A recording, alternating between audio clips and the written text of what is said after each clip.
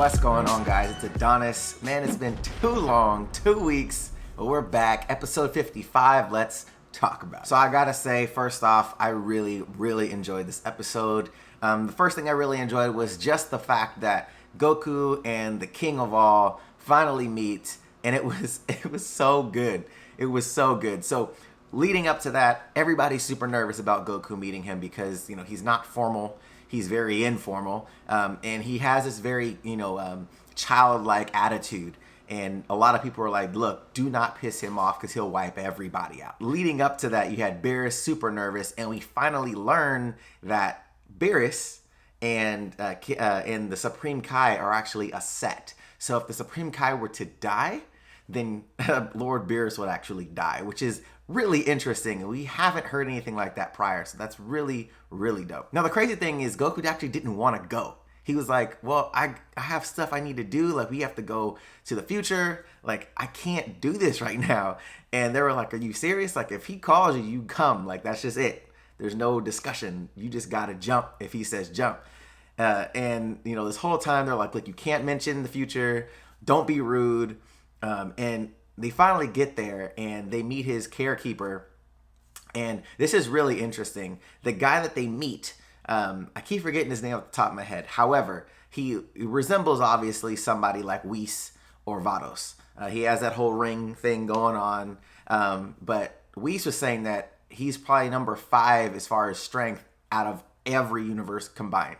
And Goku gets super hyped. Even I was like, yo, that's actually pretty dope. So even Whis was saying like, look, don't be rude and ask him, to fight. He was like, even I can't measure up to him. Super sick. So Goku finally meets the King of All, and all he wants to do is actually play with somebody. And it was so funny because everybody's super nervous, super tense, and Goku just lax. He's like a kid, the way he acts, his attitude. And it was just so funny because that's all the King of All wants. Zeno, all he wants is, I just want somebody to actually be a regular person with me as opposed to always treating me like royalty. And it's funny because you see a lot of movies in the past that, portray the same exact thing of like, look, I just want a regular life, but, I have all this responsibility. I haven't had a chance to be an actual kid.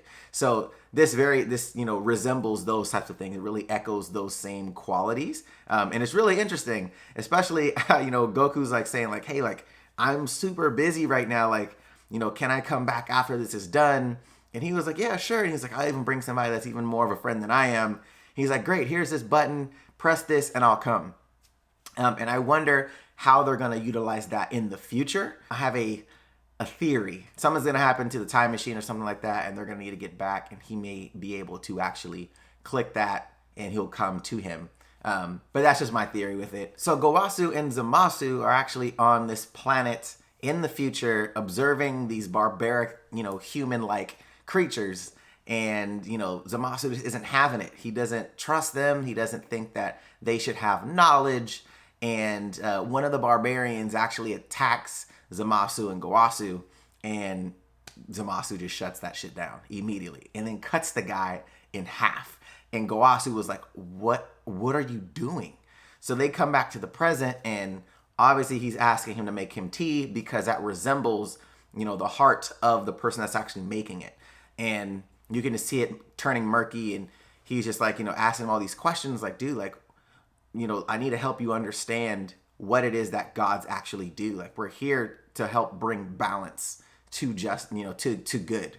And Zamasu just wasn't having it. And he was even saying while he was walking away that, just watching them is a sin. Like, we need to take action on these things. And it's really interesting. And I really feel like he's in transition to become Goku Black. Like, something happens where he gets there, and for whatever reason, he adopts Goku's body. Something is there, and it's really interesting. So Goku finally gets back to Earth. Bulma is done with the time machine, and they decide to make their journey to the future. So Goku, Trunks, and Vegeta are jammed in the time machine. They make their way to the future. They finally get there. Obviously, they're surprised to see what the future actually looks like. And Trunks kind of freaks out because Mai is no longer in the spot that she was in when he departed the future. But the other thing was Goku's walking around and automatically gets attacked because the people that are there obviously think he's black. They look at him and are like, look, that's black. We know that's black. because he looks like black. He's Goku, not Goku Black. So I thought that was cool. I'm glad that they automatically tied that in. Like, that could have been a plot hole immediately.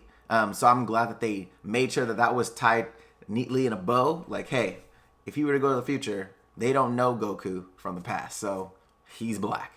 Perfect. But overall, I really, really liked this episode. It was kind of to the point. It didn't seem like a lot of things were lagging. You got a lot of information that you needed to actually progress the story forward.